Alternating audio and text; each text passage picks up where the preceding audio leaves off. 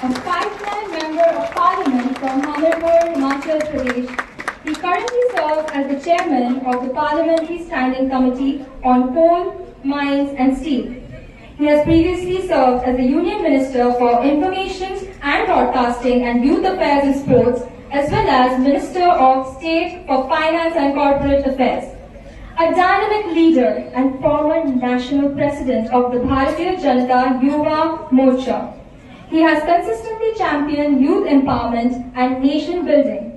Beyond politics, he has also served the nation in uniform as an officer in the Territorial Army and contributed significantly to the Indian Sports Administration, including his tenure as the President of the BCCI. With a distinguished career marked by leadership, service and forward-thinking vision, it is truly a privilege to have him. Namaste, a very good evening to all of you. जब इतने युवा एक साथ हों तो एक नारा तो बनता ही है, भारत माता की जय। बंगाल की भूमि जहां नेताजी सुभाष चंद्र बोस, स्वामी विवेकानंद, रविंद्रनाथ टैगोर, जिस भूमि से और जिस शहर से हमारी स्वतंत्रता की यात्रा को नई बल मिला, वहां के युवाओं से तो जोश और जोरदार होना चाहिए, क्योंकि लंच टाइम के बाद मुझे पता है थोड़ी सुस्ती होती है, इसलिए थोड़ा मैंने कहा भारत माता की। दोनों हाथ ऊपर करोगे तो देखो आवाज कितनी अच्छी आएगी और उपराहा जी को भी अच्छा लगेगा। Are former air vice marshal, air chief marshal है, तो सब लोग जिसके पास दो हाथ है वो दोनों कर सकता है, जिसके पास एक है वो एक ही उठाना। भारत माता की आवाज पहले से बेहतर हुई।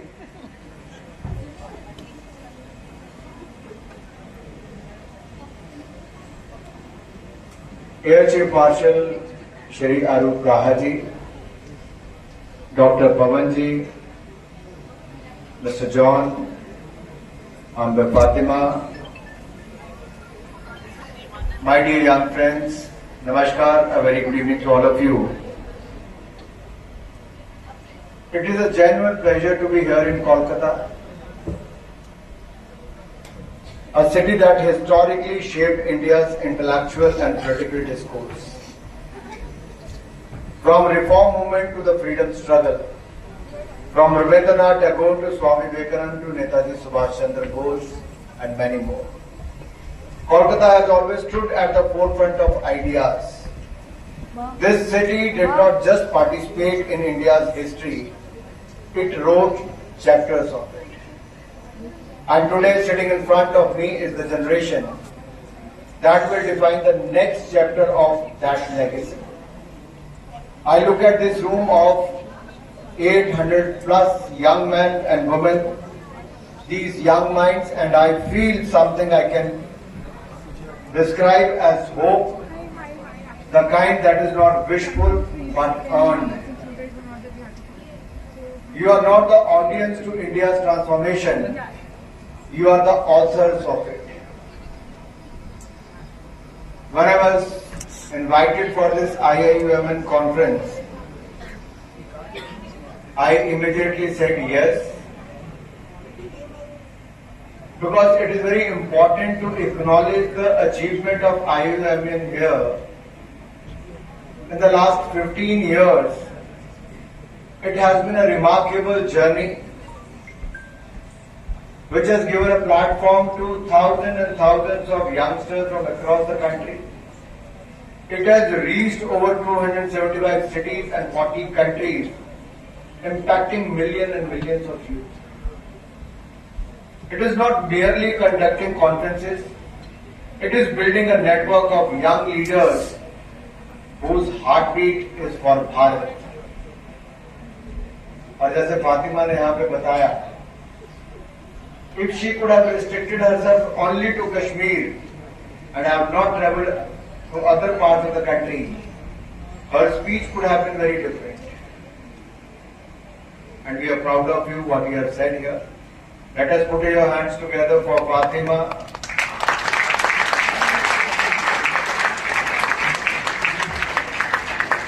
At a time when attention spans are shrinking and social media reduces complex issues to 15-second clips, platforms like these are doing something radical, encouraging thought, structured dialogue and informed opinion that is invaluable.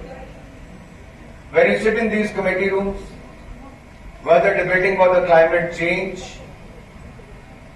or peace in the UN Security Council, Africa's sovereignty or illegal immigration in Lok Sabha, you are practicing something the country urgently needs.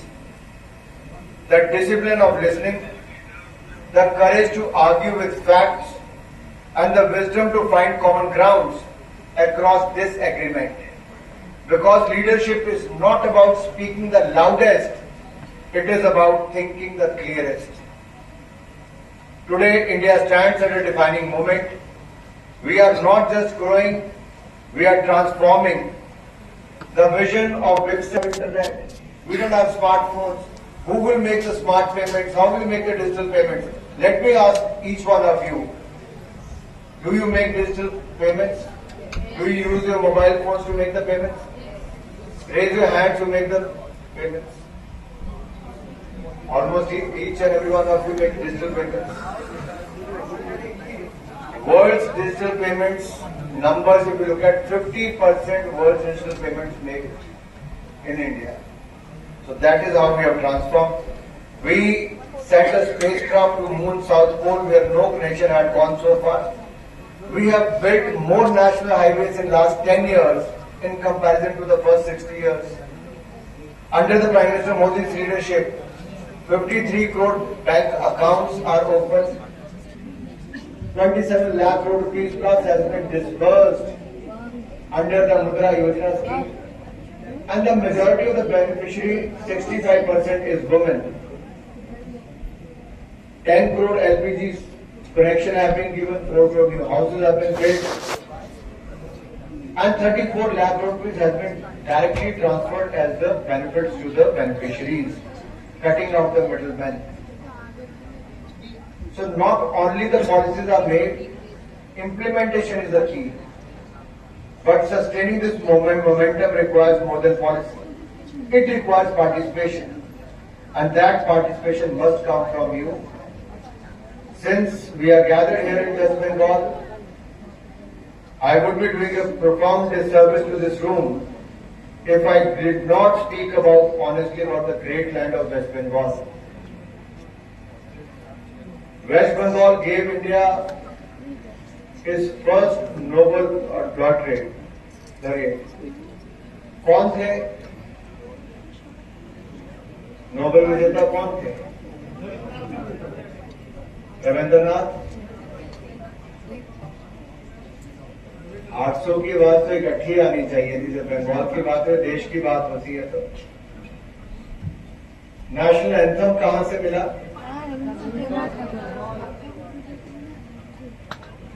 National anthem किसने दिया?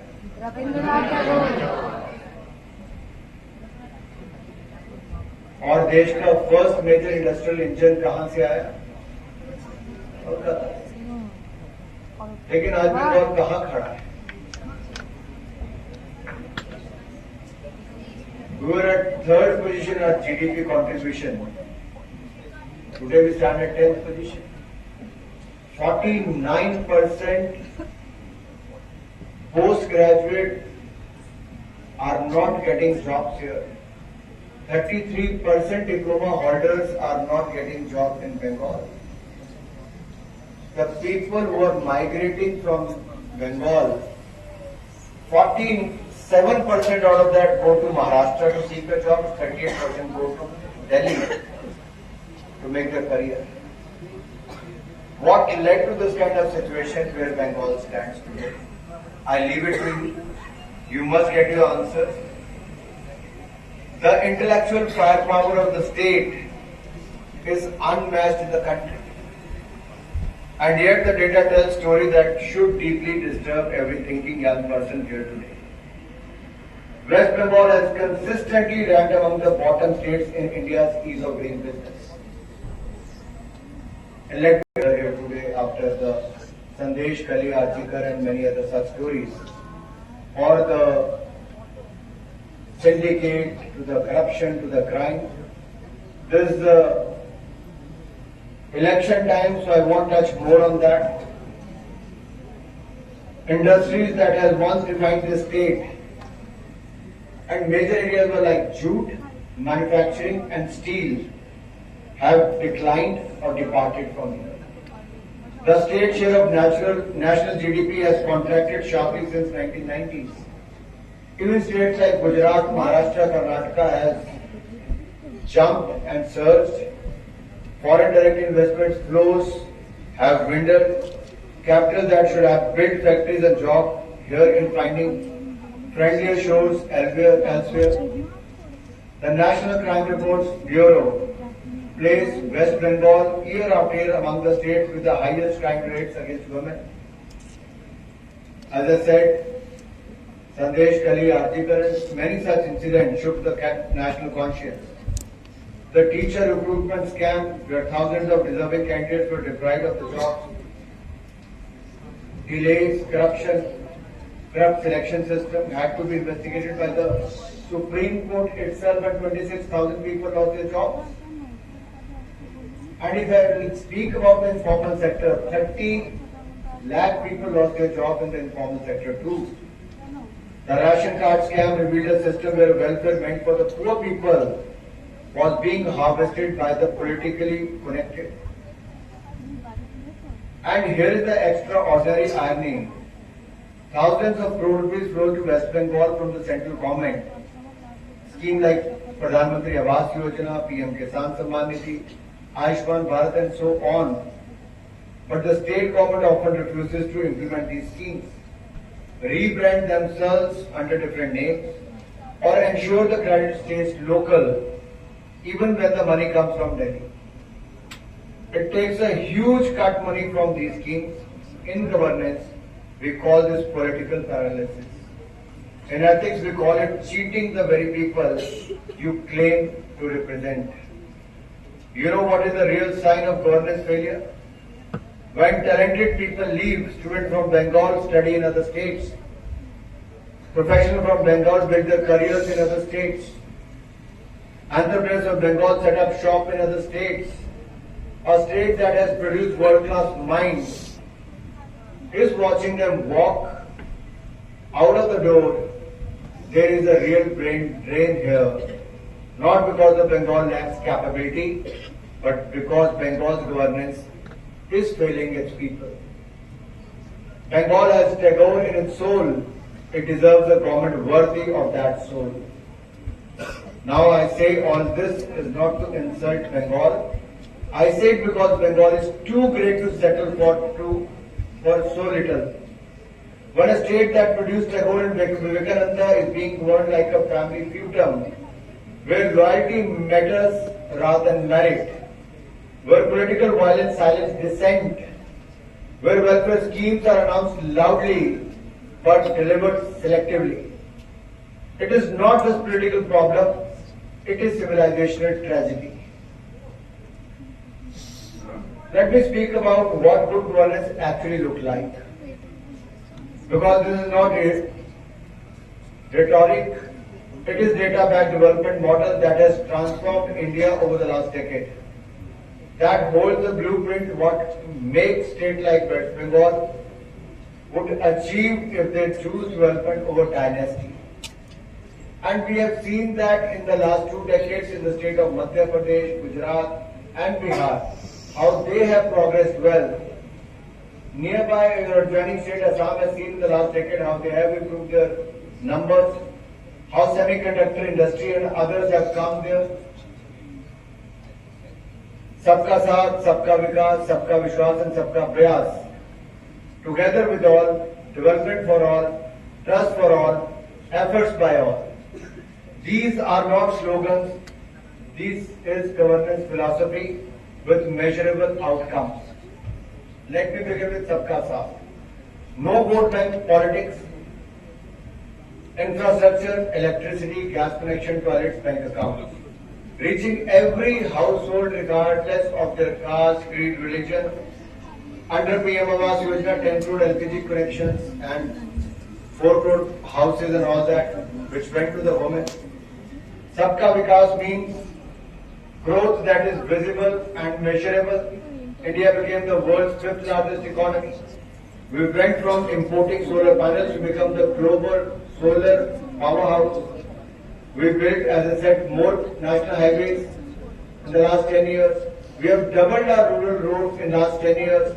We have doubled our airport from 74 to 164, AIIMS from 7 to 23, Triple IT from 9 to 25, IIT from 16 to 23, IIM from 12 to 20, University from 743 to 1200 universities, metros from 5 cities to 21 cities. You look at any sector, the numbers is more than double. And that is what we call Sabka Vikas, and it has become a model that countries around the world now study and replicate, especially the least developed countries. Sabka Vishwas means governance built on transparency and accountability, not nepotism or dynasty. DBT eliminated middleman and delivered 34 lakh crore rupees directly to the beneficiaries.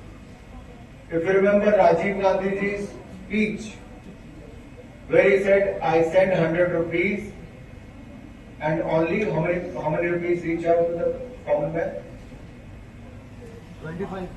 क्या कहते थे, 1 रुपया भेजा तो कितने पैसे पहुंचते? 25 पैसे. बिल्कुल ठीक था. That means only 1/4 used to be delivered. With the use of technology, systems and transparent government, if you send today 1 rupee, 1 reaches the account. That is how it is helping the people on the grassroots. The dismantling of Article 370 fulfilled a constitutional promise made 70 years ago. आज उसके 2 कारण मैं इसको यहाँ पे mention इसलिए किया. फातिमा यहाँ पर बैठी है, उनके लिए वो कश्मीर से आती है, और जिन्होंने जम्मू कश्मीर के लिए लड़ाई लड़ी वो राज्य कलकत्ता का, ये शहर है कलकत्ता, वेस्ट बंगाल का, जहां से श्यामा प्रसाद मुखर्जी ने पंडित नेहरू की सरकार में एक मंत्री रहते हुए इस्तीफा दिया था. जम्मू कश्मीर में परमानेंट राज को खत्म करने के लिए उन्होंने कहा था एक देश में 2 विधान, 2 संविधान, 2 प्रधान नहीं रह सकते, और उसको 70 साल के बाद किसी ने पूरा किया तो नरेंद्र मोदी की सरकार ने आर्टिकल 370 को खत्म करके किया.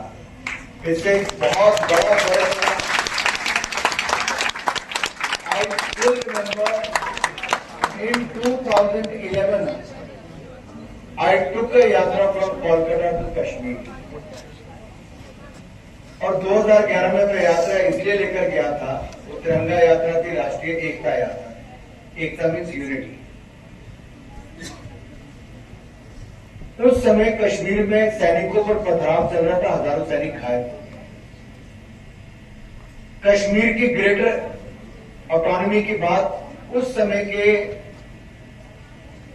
होम मिनिस्टर, उस समय के प्राइम मिनिस्टर कर रहे थे. जिस राज्य के लिए डॉक्टर श्यामा प्रसाद मुखर्जी ने अपना इस्तीफा नेहरू की सरकार से दिया, उस राज्य की चिंताएं बढ़ गई थी, भारतीय सेना की चिंताएं, लेकिन कोई बोल नहीं रहा. मैं भारतीय जनता युवा मोर्चा का राष्ट्रीय अध्यक्ष होने के नाते कलकत्ता से कश्मीर तक की मैंने यात्रा की. पूरे देश भर में मैंने तिरंगा झंडा फहराया, लेकिन कश्मीर के लाल चौक में तिरंगा झंडा ना फहराया जा सके, उसके लिए मुझे गिरफ्तार करके जेल में डाल दिया गया. पूरे देश भर के लाखों नौजवान जम्मू कश्मीर चले, गिरफ्तारियां हुई, जेल में डाला गया. लाल चौक पर हमने तिरंगा झंडा फहराया तो जेल में डाल के हमें पीटा गया. कोई कारण नहीं था ये करने का, लेकिन वो स्पेशल स्टेटस देने का काम जो एक गलती पंडित नेहरू कर गए, जिसके कारण 50,000 लोगों की जान पिछले 70 साल में गई.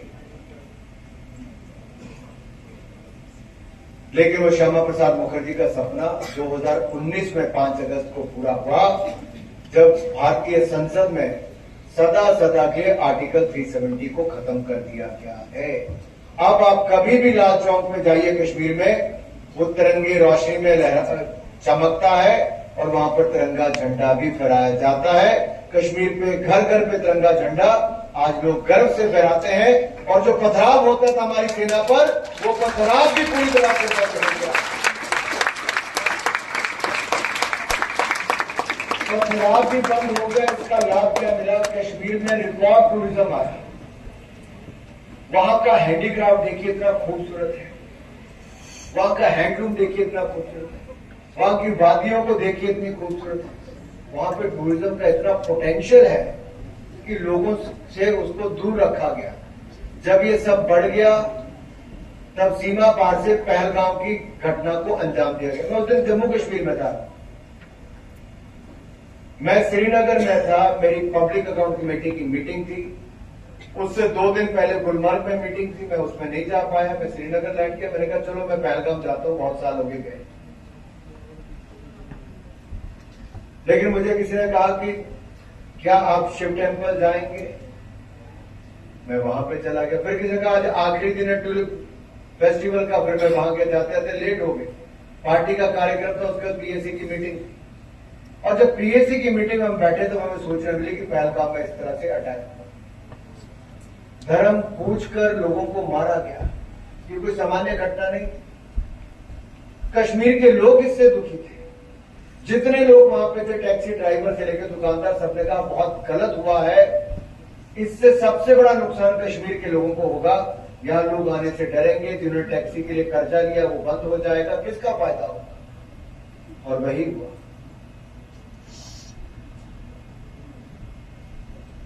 लेकिन जिन्होंने इस घटना को अंजाम दिया था, भारतीय सेना ने ऐसा जवाब उनको दिया कि पाकिस्तान की हवाई पट्टियों पर अब हवाई जहाज छोड़िए, बैलगाड़ी चलने के लायक भी भारतीय सेना ने। ये हमारी भारतीय सेना की ताकत। और जब एयर चीफ मार्शल अनूप राहत यहां पर बैठे तो मैं गर्व से कहता हूं, हमारी वायुसेना ने वो कर दिखाया जो दुनिया की सर्वश्रेष्ठ वायुसेना कर सकती है। इसलिए मैं आपको साधुवाद देता हूं। ये हमारी ताकत है।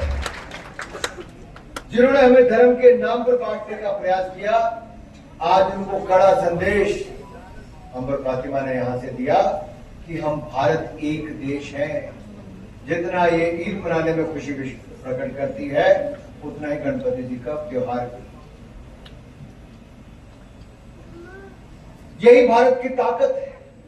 आज बंगाल का चुनाव चल रहा है। मैं आपको पूछता हूं, आज जैसे युवा को पूछता हूं, क्या बंगाल के चुनाव में इस बात पर चर्चा नहीं होनी चाहिए थी कि कितने लोगों को रोजगार मिला, कितना उद्योग आया, कितने आपके यहां पे सड़कें बनी, कितना क्राइम कम हुआ? लेकिन इस पे चर्चा नहीं हो रही। चर्चा क्या की जा रही है?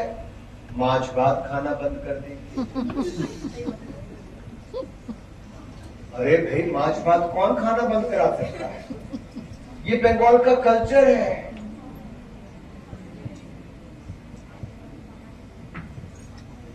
और मांस भात बंद करने की बात आई कहां से?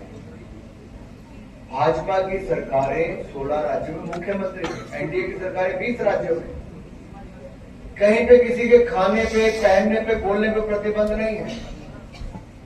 और जब मैंने मांस भात खा लिया तो इनको मिर्ची ज्यादा लग गई, तो इतना वायरल कर दिया। तो कहते हैं कि इसने ये पहना है, ये पहना है, ये किया, वो किया, तब मांस भात को भूल गए। क्योंकि इन्होंने जो एक एजेंडा क्रिएट करने की कोशिश की थी, भय भ्रम फैलाने की कोशिश की थी कि समाज में डर पैदा हो जाए कि आपकी प्लेट से मांस भात खत्म हो जाएगा, वो एक बार मेरे मांस भात खाने से खत्म हो गया। आपके पहनने पर, खाने पर कभी कोई रोक ना लगी है, ना कोई लगा सकता है। हर राज्य की अपनी संस्कृति है। बहुत सारे लोग वेजिटेरियन होंगे, बहुत सारे लोग नॉन वेजिटेरियन होंगे, जिसको जो खाना है खाए। लेकिन जब आप अपने सरकार में फेल हो जाए, तब इस तरह का बात आप चुनाव के समय करें, वो उचित नहीं है।